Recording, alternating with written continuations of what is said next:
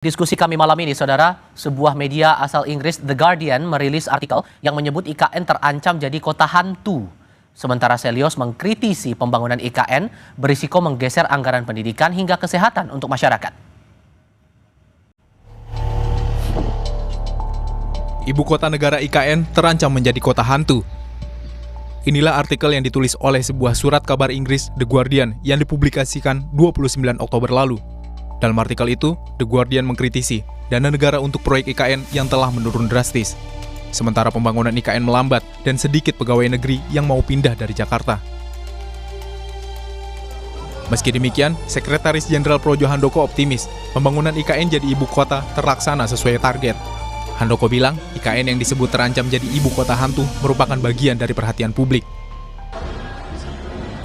Udah pernah ke sana belum? Belum pernah ya. Kalau saya bukan soal itu akan jadi kota hantu atau tidak, itu ya harus, ya kalau saya optimis itu akan jadi ibu kota yang bagus, dan itu adalah perintah undang-undang juga, karena kan kita juga sudah sepakat bahwa ibu kota negara itu dipindah ke Nusantara, ke IKN. Jadi kalau ada kekhawatiran, ya saya melihatnya itu sebagai bagian dari perhatian yang harus kita tangkap juga, kita harus pastikan. Tapi kalau saya melihat progres, melihat kondisi di sana, ya saya optimis IKN akan jadi kota yang bagus kok IKN gitu. Keren, udah undang-undang, udah perintahnya begitu, ya harus jalankan juga. Seperti itu. Yakin juga dengan target Pak Prabowo bilang 2028 jadi kota politik itu akan tercapai, yakin? Yakin lah. Di sana kan berbagai infrastruktur dan fasilitas juga udah jadi.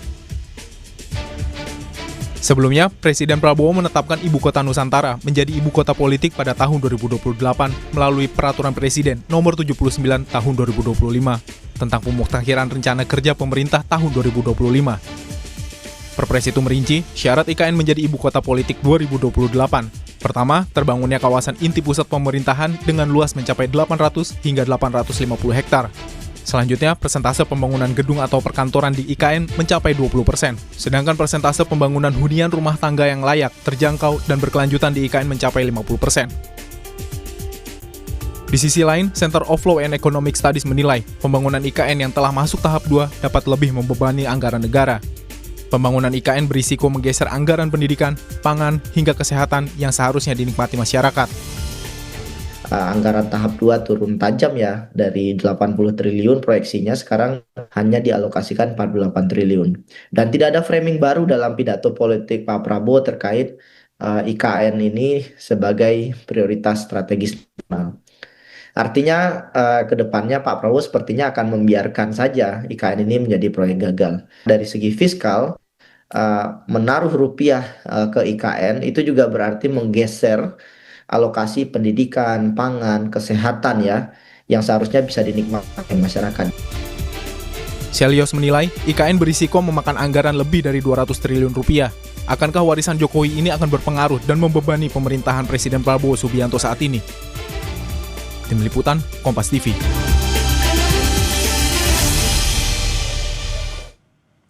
Di lain pihak, Sekjen PDI Perjuangan Hasto Kristianto bilang, sebelumnya Ketua Umum PDI Perjuangan Megawati Soekarno Putri berulang kali mempertanyakan urgensi atas pembangunan proyek kereta cepat Wush.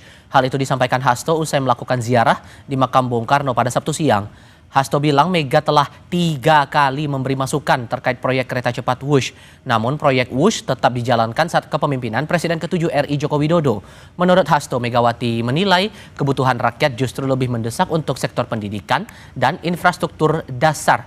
Ia juga menambahkan anggaran untuk kereta cepat Wush akan jauh lebih penting digunakan untuk pendidikan hingga pembangunan bendungan untuk petani.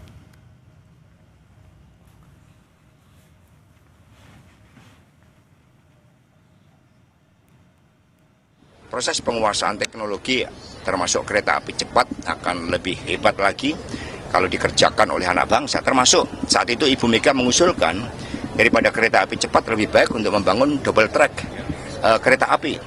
Termasuk misalnya di Sumatera itu kan perlu terobosan transportasi publik.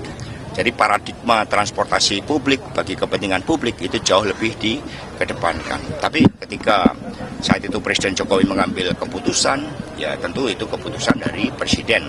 Tapi sebagai partai politik kami telah memberikan masukan-masukan bahkan sekitar 3 kali terkait dengan hal tersebut. Kita bahas warisan-warisan Presiden ke-7 RI Joko Widodo seperti IKN dan WUSH, serta posisinya dalam pemerintahan Presiden Prabowo bersama para narasumber. Bergabung saat ini politisi Partai Solidaritas Indonesia Valdo Maldini, bergabung juga bersama kami politisi PDI Perjuangan Ferdinand Hutahean, dan Direktur Eksekutif Trias Politika Strategis Agung Baskoro. Selamat malam semuanya dengan Tifal di sini, apa kabar? Selamat malam, Tifal. Terima kasih sudah bergabung sama kami kali ini. Soal WUSH, masih ada tanggungan utang cukup besar. Kemudian ada pandangan narasi Pak Prabowo untuk IKN kelanjutannya ini belum terlalu tegas. Sehingga sesungguhnya Bung Valdo sebagai bagian dari partai pendukung pemerintah saat ini, Pak Prabowo, apakah sebetulnya Pak Prabowo menanggung beban yang berat untuk melanjutkan warisan Pak Jokowi ini? Iya, kami kira langkah Presiden Prabowo ini menunjukkan bahwa gaya kepemimpinan beliau itu solutif. Karena beliau tuh nggak menutupi masalah. Tapi kemarin dalam pekan lalu beliau langsung menunjuk tim ekonomi untuk membereskan hutang-hutang tersebut. Jadi ini diselesaikan dengan kepala yang dingin, bukan drama politik. Nah, yang kedua, bicara soal hutang, yang menjadi fokus itu adalah sebenarnya restrukturisasi pembayarannya dan efisiensi. Karena apabila kita menerjemahkannya bahwa bayar hutang dalam arti sempit, itu tidak begitu, tapi restrukturisasi pembiayaan. Jadi hal ini akan membuat beban negara lebih ringan, namun proyeknya tetap hidup dan tetap produktif. Karena kita tahu WUSH sendiri berdasarkan statement dari Ketua Dewan Ekonomi Nasional beberapa hari yang lalu, bahwa telah bisa untuk menutupi OPEX-nya dan dengan mengangkut sekitar 12 juta penumpang. Ini seperti refinancing, Mas, bahwa kita memperbaiki bunga, memperbaiki tenor, sehingga skema bagi hasil antara KCIC, Himbara, dan BUMN-nya itu ada terbagi merata. Dan yang ketiga, konteksnya itu kan proyek infrastruktur itu pasti punya penyesuaian, karena sepengetahuan kami, bahwa semua proyek besar di dunia pasti biasa dengan yang namanya cost adjustment seperti ini. Jepang, Cina, Korea, Eropa, semuanya sama kok. Bedanya di Indonesia memang sekarang lebih transparan, lebih terbuka, lebih ramai nih kita diskusinya. Dan yang nggak kalah jauh lebih penting adalah Pak Prabowo meminta Danantara untuk terlibat. Kenapa? Karena lembaga ini dibentuk baru-baru ini untuk menata ulang kan untuk BUMN, termasuk pembiayaannya, yang strategis terutama. Jadi ini bukan tambal sulam, Mas, tapi ini perbaikan struktur ekonomi jangka panjang. Dan yang nggak kalah jauh lebih penting adalah keterlibatan Menko Perekonomian dan Menkyu yang menjadi jangkar. Baik. Karena dipastikan untuk menjaga skema pembiayaannya itu memang sesuai dengan kemampuan negara kita. Kira-kira itu. Bang Ferdinand, kalau Anda melihatnya dari PDI Perjuangan, ini nuansa kebatinannya Pak Prabowo harus menanggung beban yang cukup beratkah untuk melanjutkan proyek peninggalan Pak Jokowi, IKN dan WUSH ini? Ya, jadi kalau kita melihat sekarang memang realitanya Pak Prabowo kan harus kita akui sedang pusing juga untuk menyelesaikan beban-beban masa lalu, dan kita bisa melihat sekarang bagaimana Pak Prabowo harus melakukan efisiensi di APBN yang cukup meresahkan juga ke banyak daerah karena harus terjadi pemotongan transfer ke daerah. Ini adalah salah satu bukti bagaimana beban berat itu telah berada di pundak Pak Prabowo dan menyelesaikannya tidak mudah, karena memang di zaman Pak Jokowi kita jor-joran utang ya, ugal-ugalan, bahkan itu sudah terlihat over, dan sekarang beban itu banyak sekali ditinggalkan oleh Pak Jokowi. Kalau kita lihat dua hal, yang pertama soal WUSH dan IKN itu adalah beban yang sangat berat. Soal WUSH saja, ini jangan dilihat bahwa ketika restrukturisasi sudah terjadi, persoalan sudah selesai. Tidak demikian, karena restrukturisasi sampai 60 tahun pun tampaknya hutang ini tidak akan lunas. Karena kita masih berkutat pada capaian kinerja dari kereta cepat ini yang belum memenuhi ke operasionalnya sehari-hari. Kalaupun Pak Luhut, Ketua DEN, mengatakan sudah operasional sehari-hari sudah cukup, itu kan baru pernyataan sepihak, belum berdasarkan hasil audit yang betul-betul menunjukkan bahwa memang operasionalnya telah tertutupi dari hasil penjualan tiket. Sampai sekarang ini kan semua masih statement-statement. Makanya kita melihat bahwa ini akan menjadi pekerjaan berat bagi Pak Prabowo dan timnya menyelesaikan ini, karena apabila tidak dibereskan ini kan akan menjadi beban terus, dan kemungkinan kita akan terus tertekan APBN-nya setiap tahun. Ini akan jadi bumerang nggak menurut Anda, Mas Agung, bahwa proyek yang dijalankan oleh Pak Prabowo saat ini diteruskan dari sebelumnya Pak Jokowi? Dua hal, ini masalahnya cukup serius, hubungannya soal anggaran. Ini akan jadi bumerang nggak menurut Anda, Mas Agung? Iya, kalau tidak dikelola dengan baik dan transparan bisa jadi bumerang politik bagi Presiden Prabowo ya. Karena kita tahu ini bagian dari paket utuh keberlanjutan, Mas Tifal ya. Jadi ada hal-hal positif soal transisi yang bagus, stabilitas, tapi juga ada ekses-ekses. Sebagaimana ya sebelum-sebelumnya, misalkan Ibu Mega meninggalkan apa, Pak SBY meninggalkan apa. Yang dilanjutkan Pak SBY, dilanjutkan Pak Jokowi, nah sekarang Pak Prabowo. Masing-masing pemerintahan itu ada plus minusnya. Nah di sini plus minusnya itu ya seringkali soal utang, ya kemudian soal efisiensi kebijakan, ya soal-soal apa namanya infrastruktur yang menyedot anggaran mungkin juga kurang praksis macam itu. Jadi di sini perlu keterlibatan para pihak lainnya, misalnya seperti PDIP. Saya berharap PDIP misalkan bisa mendorong lebih produktif bagaimana KPK lebih muncul, kemudian DPR bisa lebih hadir fungsi-fungsi pengawasan yang misalkan lewat Pansus, Panja. Sehingga apa? Sehingga arah diskusinya itu lebih produktif. Seperti itu. Dan Pak Prabowo saya kira menanti juga apa gebrakan PDIP sebagai mitra kritis. Ya, bagaimana PDIP bisa menyingkap temuan-temuan yang memang ada dugaan penggelembungan, ada dugaan markup di sana. Itu harus memang terus diorkestrasi supaya publik semakin paham dan utuh melihat permasalahan ini. Begitu, Mas Steve. Tadi di awal Bung Faldo udah nyinggung masalah WUSH. Ini sekarang nyinggung IKN. Bahkan The Guardian ngomong bahwa IKN ini sebagai kota hantu. Walaupun kemudian dari aturan yang dikeluarkan Presiden bahwa IKN akan jadi ibu kota politik 2028, tapi sampai saat ini Pak Prabowo belum juga kunjung mendatangi IKN atau menjadikan IKN sebagai kantornya, itu apakah memang sebetulnya ada beban yang ditanggung Pak Prabowo secara kebatinan, Bang Faldo? Iya, sebenarnya sih pemerintah hari ini kan kita yang menarik ya, Mas Tifal ya, adalah keberanian untuk buka buku.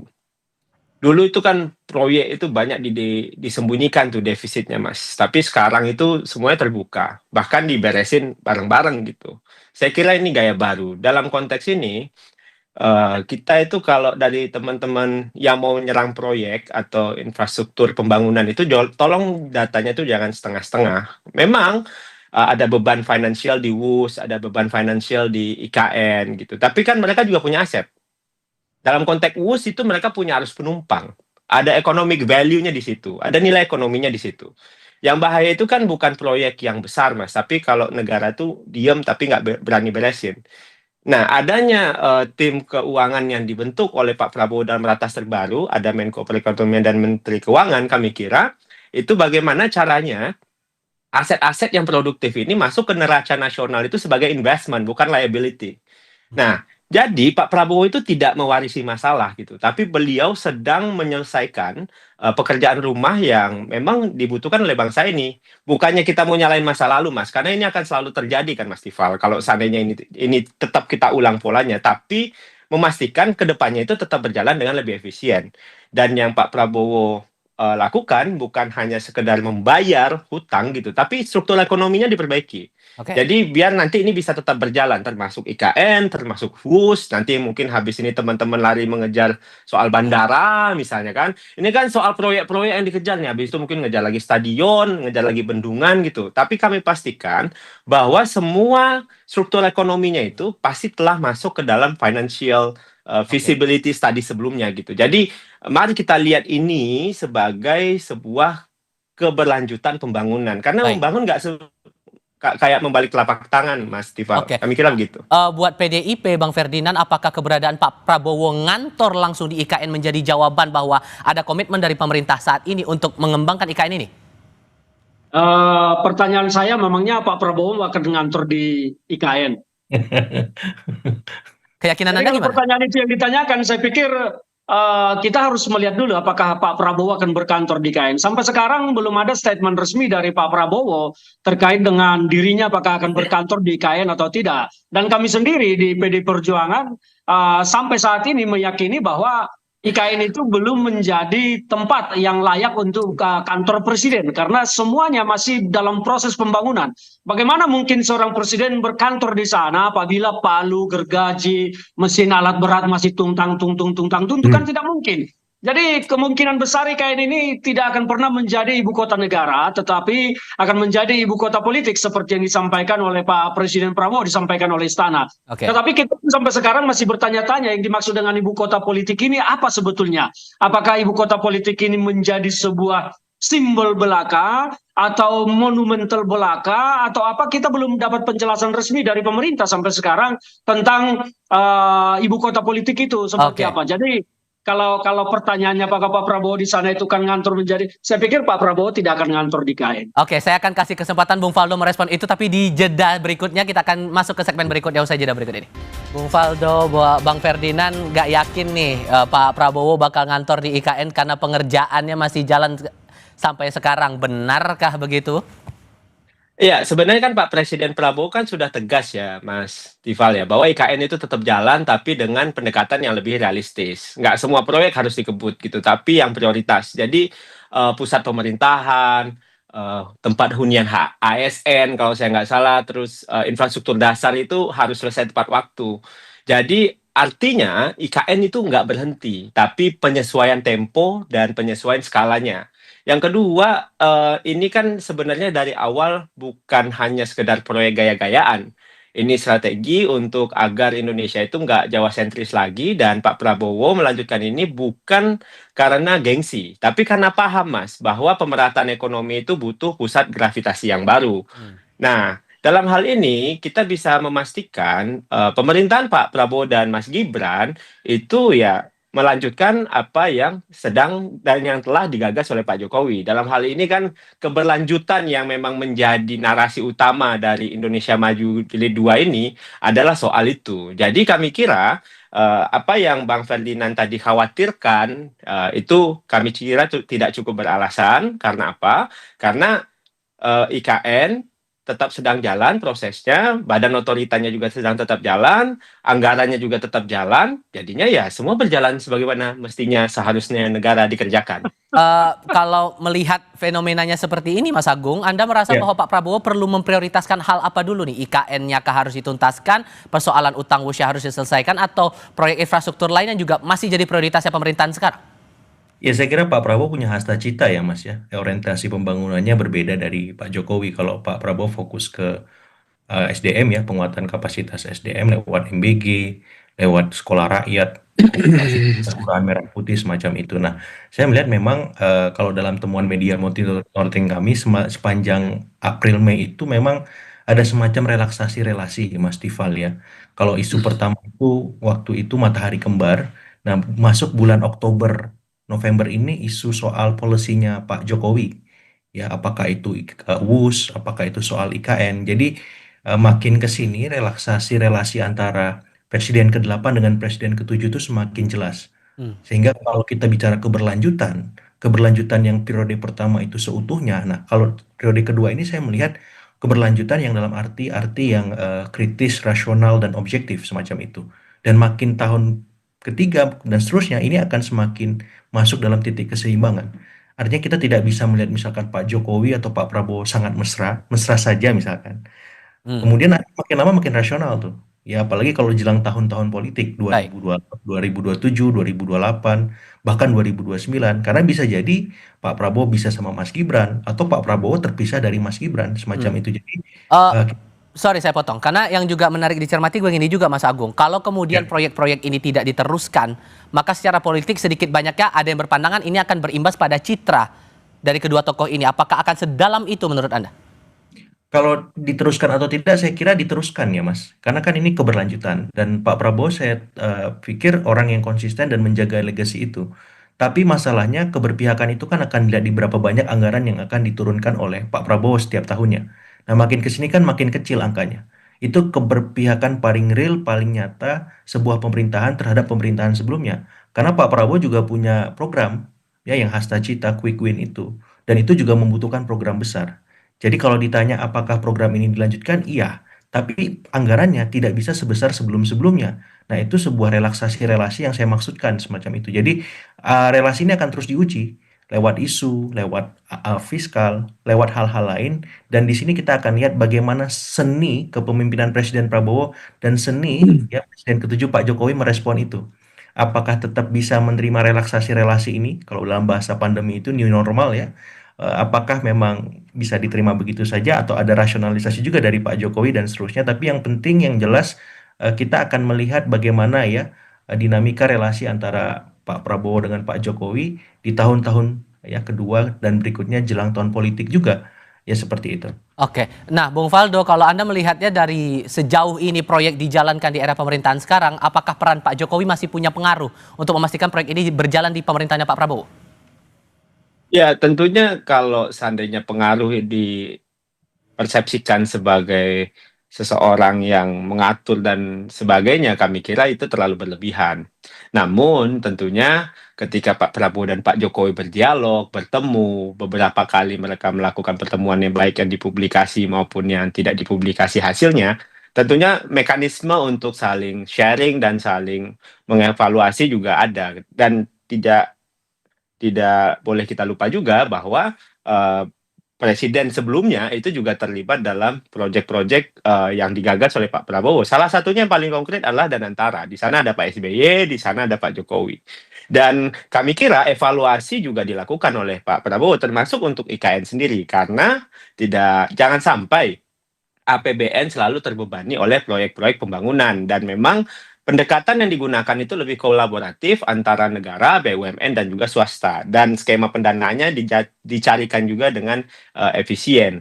Nah, yang menjadi poin penting yang beberapa kali ditekankan oleh Pak Prabowo adalah bagaimana ini memberikan manfaat kepada publik. Jadi, jangan hanya sekedar membangun gedung, membangun transportasi, tapi kita juga harus membangun juga SDM-nya, ekosistemnya, kesehatannya, teknologinya, termasuk juga di IKN. Jadi, apa yang sedang dilakukan saat ini bahwa IKN itu bukan hanya cuma mimpi Pak Jokowi gitu, tapi warisan juga untuk anak cucu Indonesia, Pak Prabowo yang memastikan mimpi itu berdiri dengan kaki yang sangat kuat. Di mata PDIP, Bung Ferdinand, masa depan IKN dan WUSH ini akan gimana kemudian? Ya, kita punya kalkulasi sendiri ya. Kita melihat bahwa Pak Prabowo tentu punya kalkulasi perhitungan dalam kepentingan politiknya dan keuntungan politiknya. IKN ini sekarang menjadi beban kepada Pak Prabowo, maka dilaksanakan dengan sangat rasional dan sangat perhitungan yang sangat matang. Karena bagi beliau, IKN ini sukses tidak akan membawa keuntungan politik bagi Gerindra maupun bagi Pak Prabowo sendiri. Tetapi yang untung secara politik nanti di sini adalah Pak Jokowi. Pak Jokowi ya tentu kalau untung secara politik akan mengalir ke PSI karena beliau sekarang di PSI.